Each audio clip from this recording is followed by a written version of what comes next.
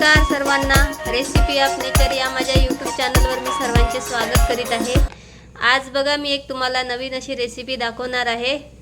हे काय आहे हे तुम्ही ओळखलं आहे का? हा तांबडा दुधी भोपळा आहे। यामध्ये बघा कोणते औषधी गुणधर्म आहेत तर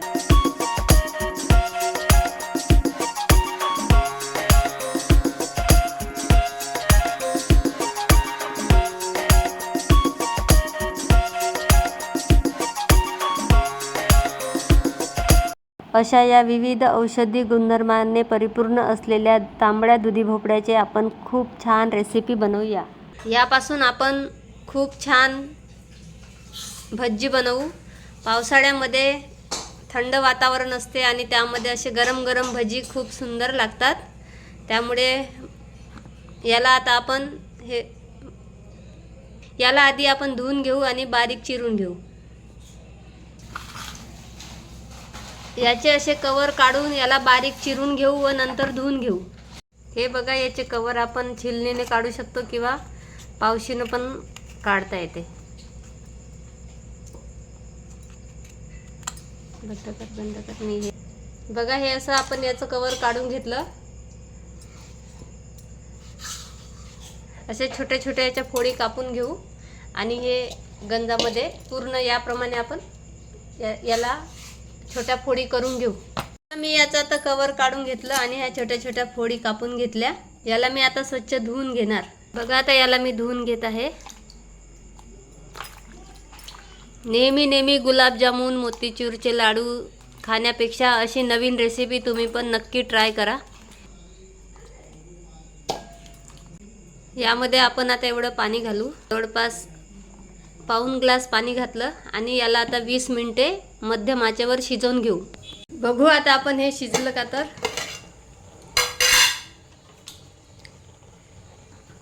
हे बघा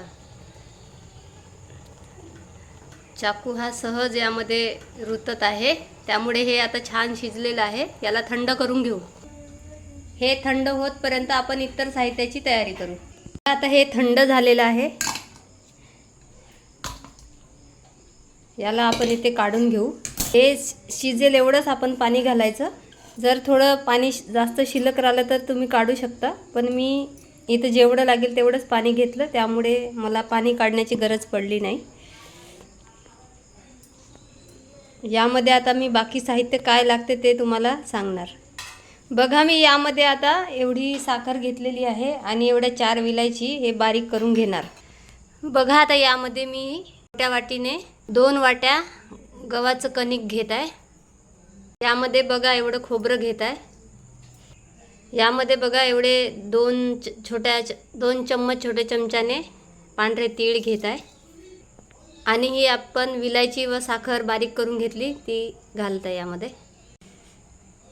आता हे आपण मिक्स करून घेऊ। आपण जो कोहळा शिजवून घेतलेला आहे त्या फोडीमध्येच पाणी असते, त्यामुळे या मिश्रणात पाणी टाकण्याची गरज नाही। यामध्ये बघा मी थोडंसं मीठ घालत आहे। भजे छान खुसखुशीत होण्यासाठी बघा मी एवढा सोडा घालत आहे।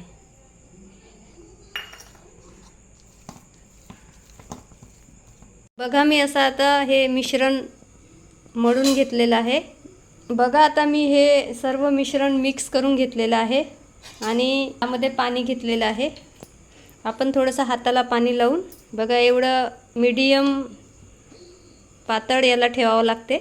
कढईमध्ये तेल गरम करून घेतलेलं आहे। आपण आता हे बारीक छोटे छोटे भज्जे बनवून घेऊ।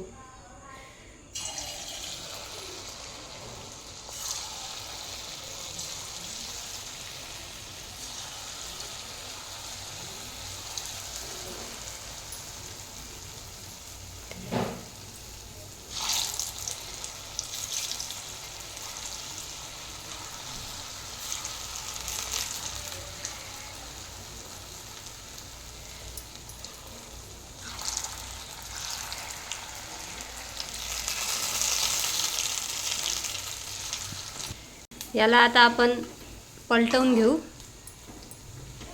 आणि लालसर होईपर्यंत याला तळून घेऊ।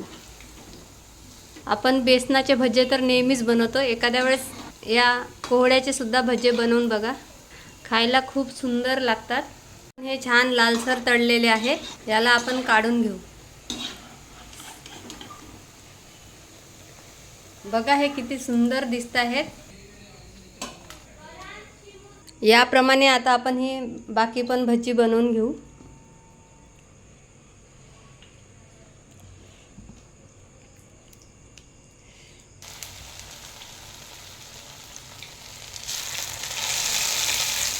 बघा हे गुलगुले किंवा भजी खायसाठी पूर्णपणे तयार झालेली आहेत. ही खायला खूप सुंदर लागतात आणि तुम्ही तुमच्या भागामध्ये याला काय म्हणता व तांबड्या दुधी भोपळ्यापासून तुम्ही अजून काय काय रेसिपी बनवता ते सुद्धा मला कमेंटद्वारे नक्की कळवा.